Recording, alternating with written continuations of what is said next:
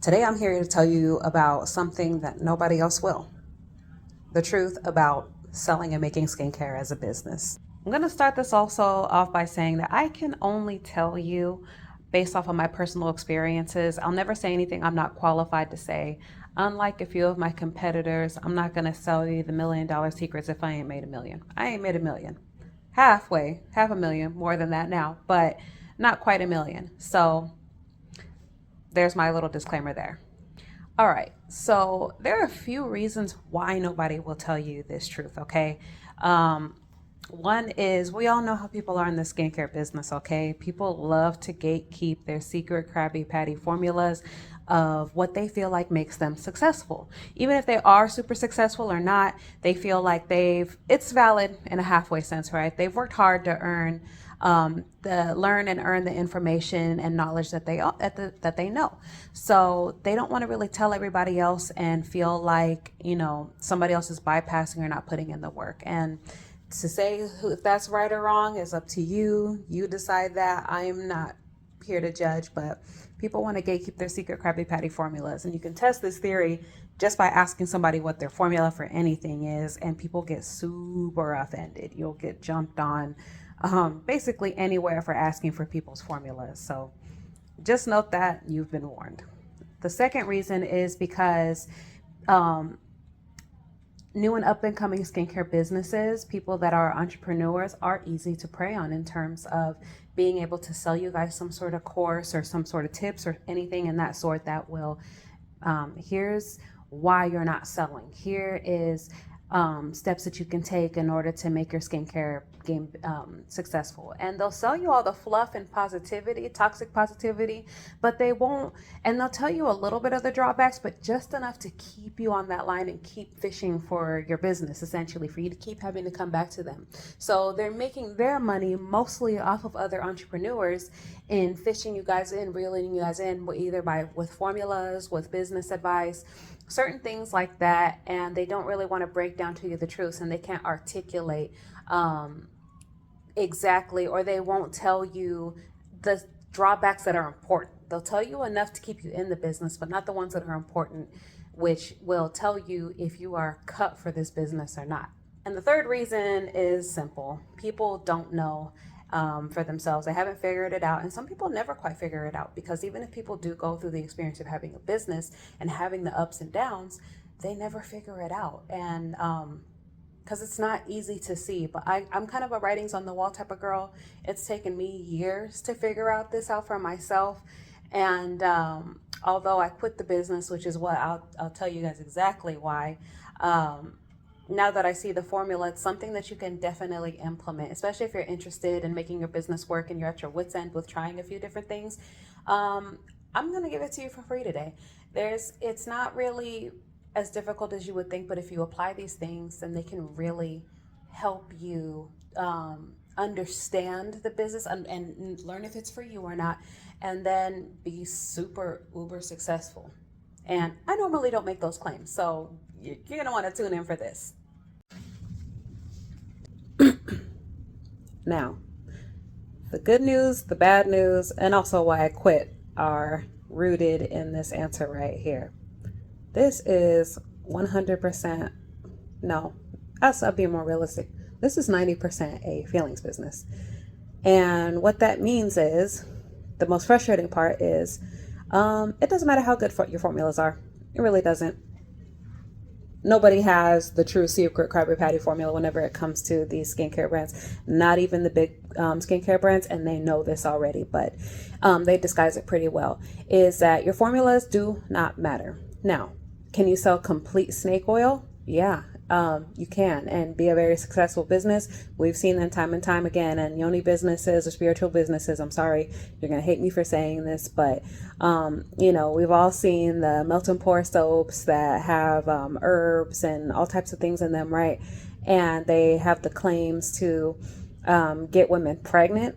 A soap or a lotion, I have seen them marketed to be able to get women pregnant, to clear diseases, BV, all types of stuff, which I'm sure on some level, when it comes to the BV, it's more so about being clean and sanitizing down there than it is the actual soap doing anything. I'm sorry. That's just what the science says. So yes, you can sell snake oil and make millions. We see it. And that's because of the fact that it's a feelings business. That right there is proof of that. So you can have amazing formulas. And this isn't, I'm not saying or discouraging you from making amazing formulas, right? Because we do need them. We do need ones with diligence. We need the handmade stuff with care. Customers do need this, okay? There is a qualifying niche from it, but that's not really, if you look at any given business that is successful, and you can measure this by yourself, especially as small businesses that are under 1,000 times more scrutiny than the big businesses ever will be. It's really about the feelings, because you can make good products with great ingredients and all of that and stuff. Customers really don't care about that because they really don't understand. They only understand what you tell them it's going to do for them, and all the feelings around it, the presentation. It's like the same thing with food, right? You don't want anything that it can, like if a platter, a dish tastes good, right? It doesn't matter how good it tastes. If it's served up on a crappy platter, like just in styrofoam with plastic utensils and looking all crazy, nobody's even going to come to buy it. You're going to scroll right past it, or you're going to have a reaction to it. And on the other hand, also, it doesn't matter how well something presents. Like I've seen McDonald's ads have amazing looking food, but we know they're McDonald's. We know better, right? So that's enough to deter some people, and then other people really don't care because they love the brand. So it is about the branding. It is about the feelings, and the feelings and the branding have to go hand in hand. You really have to be triggering people on a regular basis. In the building phase, you need to be triggering people every few days, at least the very bare minimum, like once a week. You got to be striking feelings, and triggering people can mean good or bad, for the better or the worse. And when you do either, it triggers the other side. So when you do bad, it's going to do good, but most of the time you're going to want to do bad, most of the time you're going to want to do good things, which are inherently going to trigger the bad, and you're going to get people hating your guts. You'll get the weirdest things. I've had people who come far and wide to try to befriend me, only to try to sabotage me later on, all in the name of trying to learn what I'm doing, or to try to eat off of my plate and steal what I'm doing. This business has that in it. It's ultra catty, and you just have to look out for yourself, okay? But you can look at any business if you want to verify what I'm saying and notice these patterns. I've even utilized some of these for myself. But that gets into why I quit. Okay. So, I couldn't handle a lot of the hate. I received a lot of love. I still do.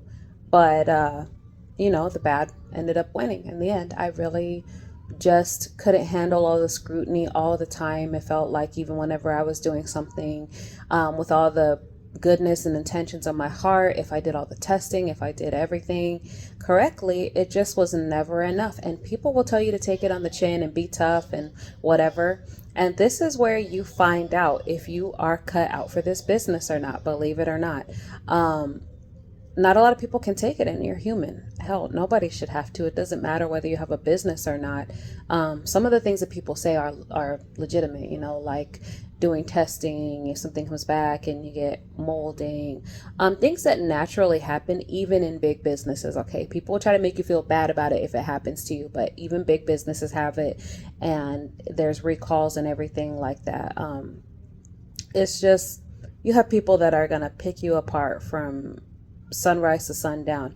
And if you haven't experienced that yet, it's just because, for the simple fact that you're not big enough to have finished experienced that yet. I know I've had people say, oh, I'm glad my customers love me and I don't have to go through this and I'll experience. It's just because you haven't gotten to that point yet, because it's inevitable. It will happen. So that's something that you just kind of have to be prepared for. If you do want to stick it out in this business, you really have to take the love and the hate as the same thing. But that's why I ended up not making it, and it made good money. But, highs and lows also happen. Another thing that happened is sales dips after a while. And it's, if you don't navigate and understand how to pivot correctly, if you don't save up for those slow seasons, your business is going to die. So those are some things to keep in mind. But basically, yeah, this is a feelings business. And that's just the bottom line, whether you like it or not. All right, so Bow, I just hit you with the main point of this video, nose wide open. But so I just gave you a ton of information on what the business is about. You're gonna check and verify and see for yourself that I ain't lying. So how do you navigate that? What do you do with knowing that it's about feelings and that the formulas do or don't matter? First thing you're gonna do is, as you can see, if I've done with my business, if you watch me, go look at some of my old videos, you will see, level up your picture game. Stop being lazy. Do you need to do it? No. Are there businesses successful without it? Yes, but it makes it a hell of a lot easier and more people take you seriously when you have good photography and videography. I wanted to say it's not hard, but it kind of is. It is and it isn't, you know. Really, I'll give you a little quick tip to that. It's really about lighting and staging, and because you can take great pictures even with your camera phone, okay? And I've had to do it before. Natural sunlight, camera, don't have a crazy background, have a plain background. Get your game up, okay? It's going to matter. It makes a difference. I'm telling you, that has what's gotten me thousands and thousands of sales in such a short amount of time, is having those pictures, because it intrigues people, piques interest, it's entertaining. It makes people click and want to see, what the hell is this product? This looks amazing, okay? Nobody's gonna want, you know, something that might be a great product, but it looks like poo-poo on a platter. All right, nobody's gonna want that. Doesn't matter how wonderful it is. It doesn't matter if it can instantly reduce signs of aging or anything magical, magically take away acne, whatever. That nobody's gonna care if it looks like crap. So please get that through your thick head. And now that I've pulled that thorn, okay, so presentation matters. Another thing that you're going to want to do is find your most relatable attributes, okay? What's really relatable about you? People can relate to other people's struggle, especially right now. People are going through a hard time, but you want to be careful with that. You don't want to become a Sally sob story and just kind of like be pandering and begging for people's attention or sympathy with your business. People still generally expect more positive of you than negative. They want to see a little bit of shade, chisme. That's just the nature of this business. They want to know a little bit about your struggles, but not too much. They really just want to see you on top and handling things. Nobody wants a business that's all over the place, can't ever get out orders on time, that really just doesn't seem like they know what they're doing, that they have to give so much grace to. Don't expect people to do that. They will not. They may give you 1 or 2 chances, but it's gonna just make so many people fall off and not want anything to do with you at that point. So you really need to make sure that you are on point when it comes to just trying to find a relatable point with people that you can relate to. Find that crowd. It doesn't matter if it actually has to do with skincare or not. If people can relate to you, they're gonna want to buy from you, and they're gonna be a loyal customer because they see themselves in you. They see themselves in your products. So you're gonna want to cash in on that. Take the love and the hate as the same way, okay? This is easier said than done. People are going to come far and wide to hate on your business. People are also going to love your business and buy. Always know that people have a switch that can be flipped. A lot of the times with our small businesses, we face so much scrutiny that people are going to be waiting for the smallest thing to aha you about. They see one bad review, they're going to be like, aha, gotcha. I knew you weren't. You're fake. You're a scammer. You're a liar. Don't buy from her business. People can't wait to trash small businesses more than they ever will a big business. Big businesses get all the forgiveness. We don't. So you need to understand that people do have that switch. Don't fall in love, get attached with anybody. Some of my most beloved customers I still have testimonials about how they sung my praises about my products, have turned their backs on me and slandered me in the worst way. So take the love with the hate and know that, if you're not getting any hate yet, you're not getting to those next levels. It's just gonna happen. You gotta embrace it and get ready to endure. And what about the formulas? Last and least, okay, so formulas matter. Yeah, you gotta be working. Yeah, look around the industry though. Look around. Take a good long look. You see about like 5 different types of skincare brands, and they all look and do the same. Even people are not copying each other, believe it or not, all the time. They all look the same, they smell the same, we all use the same fragrances, same shea butter, same ingredients, nothing magical, okay? So just understand that, cry about it, get over it. What you need to do with your formulas is you need to make sure that they're simple and affordable for you to make, for you to recreate. And just make it to where the most important thing when it comes to formulas is having like 2 or 3 key highlight or hero ingredients. So for example, if I'm making a whipped body butter for babies, I'm going to want to highlight 3 things with what my recipe is. We all use basic carrier oils. For example, I would choose safflower over jojoba. If for the main carrier oil, to use mostly safflower because it's cheaper. It's easier to get your hands on, and your clients aren't going to know, like they're not going to rub it on their skin and be like, wait, this is safflower, not jojoba. It's not the same. My skin don't go the same. They don't know. And that's just the truth of the matter. So sprinkle some jojoba in there, and use mostly ingredients that are going to be sustainable for you to use throughout your business.